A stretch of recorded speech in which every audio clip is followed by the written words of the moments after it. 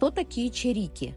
Черик – это древнее воинственное племя правого крыла кыргызов, упоминаемое в VII-VIII веках. Название племени происходит от тюркского слова «черик» – воин, соратник. Племя проживало на Тяньшанском Нагорье, к югу от Иссыкуля. Сегодня встречается в Атбашинском районе, Нарынской области, а также в Кызылсу, Кыргызской автономной области в Китае. От племени черик происходит 3 больших рода – Акчубак, Тору, также известно как Кырк-Тору, и Байчубак. Племена Акчубак и Тору в большинстве проживают в Кыргызстане, а племя Байчубак в Кызылсу, в Китае. Также представители встречаются в Иссыкульской, Джалалабадской и других областях Кыргызстана. Известные представители племени черик: Аджибек Баатыр, предводитель племени черик, Джусуп Мамай, всемирно известный монасчи, Жумамедун Шералиев, композитор, народный артист Киргизской ССР, Даир Асанов, генерал-майор, Герой Советского Союза, Анварбек Чуртеков, младший лейтенант, Герой Советского Союза, писатель Муса Мураталиев, а также заслуженные артисты Андабеков, Тагаев и Карасартова.